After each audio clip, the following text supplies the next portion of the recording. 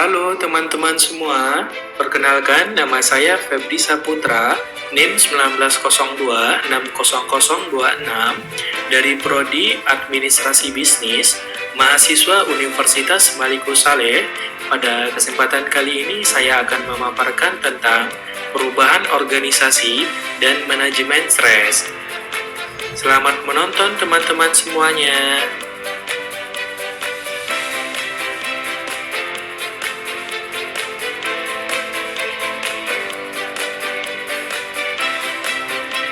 Teman-teman semua tahu tidak tantangan utama dalam perubahan organisasi? Ya, tantangan utama dalam perubahan organisasi adalah mengurangi potensi gesekan serta penolakan terhadap perubahan dengan memastikan semua karyawan memahami alasan perubahan untuk meningkatkan kinerja perusahaan. Namun, hal tersebut dapat dihindari atau diminimalisir caranya dengan mempersiapkan langkah sebaik mungkin ya teman-teman.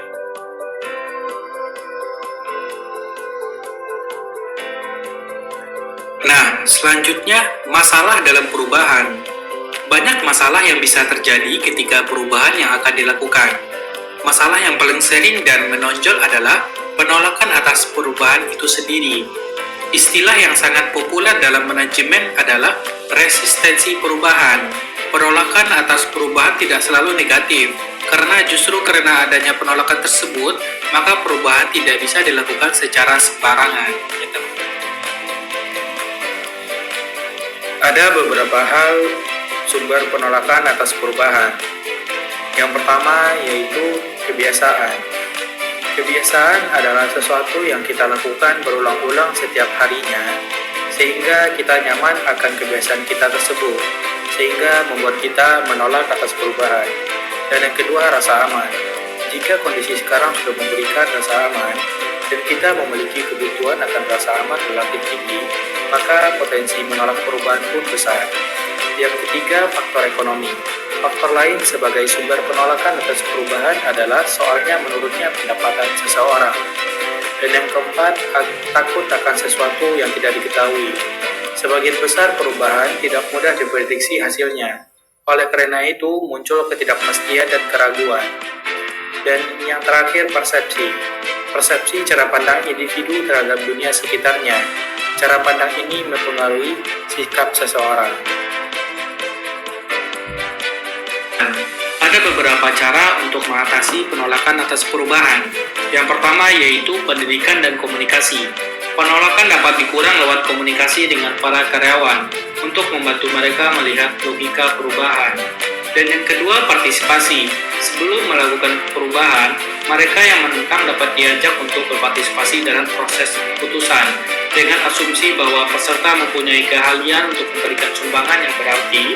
Perlibatan mereka dapat mengurangi penolakan, memperoleh komitmen dan meningkatkan kualitas keputusan perubahan tersebut. Dan yang ketiga, kemudahan dan dukungan. Agen perubahan dapat menawarkan sederetan upaya pendukungen untuk mengurangi penolakan. Bila rasa takut dan cemas karyawan yang tinggi, penyuluhan dan terapi karyawan, pelatihan keterampilan baru, atau cuti pendek yang dibayar dapat memudahkan penyesuaian. Kelemahannya adalah butuh banyak waktu dan biaya yang mahal. Dan yang keempat, perundingan. Cara untuk menangani penolakan terhadap perubahan adalah memperkuat sesuatu yang berharga untuk mengurangi penolakan. Nah, dengan perundingan sebagai taktik dapat menjadi keharusan bila penolakan berasal dari sumber yang berkuasa. Dan yang kelima yaitu manipulasi dan kooptasi. Manipulasi mengacu pada upaya pengaruh yang tersembunyi. Sebaliknya, kooptasi merupakan bentuk manipulasi dan sekaligus partisipasi. Kooptasi berupaya menyuap pemimpin kelompok penolak dengan memberikan peran utama dalam keputusan perubahan. Dan yang terakhir, yang keenam, pemaksaan. Penerapan ancaman atau kekuatan langsung terhadap para penolak. Nah, selanjutnya kita masuk ke manajemen stres. Manajemen stres adalah kemampuan untuk mengendalikan diri ketika situasi, orang-orang, dan kejadian-kejadian yang ada memberikan tuntutan yang berlebihan. Stres adalah reaksi tubuh terhadap situasi yang tampak sulit dan memberikan ketidakseimbangan dalam hidup. Dalam perilaku organisasi, dibutuhkan suatu manajemen stres. untuk menghadapi tuntutan yang berlebihan.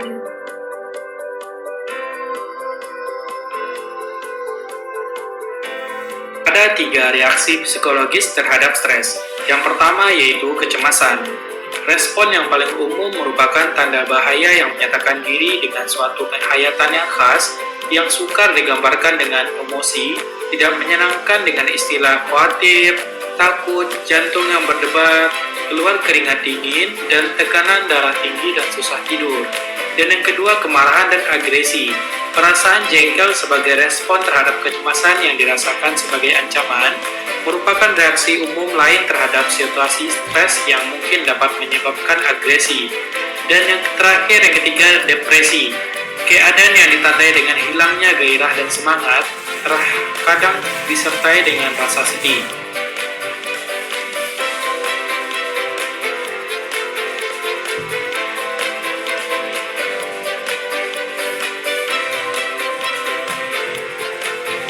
Tujuan manajemen stres. Tujuannya dilakukan manajemen stres di dalam lingkungan perusahaan adalah untuk mengantisipasi adanya kemungkinan timbulnya penyebab stres, mencegahnya terjadinya stres pada karyawan dan perusahaan secara menyeluruh, tidak menyebabkan efek yang lebih buruk, serta memulihkan karyawan dan perusahaan dari stres. Cara mengelola stres. Ada beberapa cara untuk mengelola stres. Yang pertama, pendekatan individual. Dan yang kedua, membiasakan hidup sehat. Yang ketiga, menerapkan 4A. A yang pertama, avoid, menghindari situasi yang ada, bisa menyebabkan stres. Dan yang A yang kedua, alter, atau mengubah situasi yang menyampaikan secara jelas tentang apa yang mengganggu kita. Dan A yang ketiga, accept atau menerima keadaan jika harus, jangan buang-buang energi dengan marah. Dan yang keempat, yang terakhir, A, adapt atau beradaptasi terhadap situasi kita. Tanyakan pada diri kita sendiri, apa yang buat masalah kita pada setahun yang akan datang. Dan yang keempat, bersosialisasi dengan orang lain. Dan yang terakhir, yang kelima, menyediakan waktu santai dan waktu luang. Nah, jadi kesimpulannya dari materi yang telah saya paparkan dari tadi ialah organisasi adalah satu wadah di mana tempat kita sekumpulan orang mempunyai pikiran yang sama, saling bekerjasama untuk mencapai tujuan tertentu. Pada dasarnya setiap organisasi pasti mengalami perubahan dan juga mengalami perkembangan agar mampu untuk beradaptasi dengan lingkungan sekitar. Perubahan yang terjadi pada sebuah organisasi bisa terjadi secara terencana maupun tidak terencana, tergantung dari faktor internal dan eksternalnya. Akan tetapi, tujuan utama dari perubahan organisasi yaitu mencapai efektivitas dan efisiensi kerja dan juga mengubah organisasi menjadi lebih baik lagi ke depan.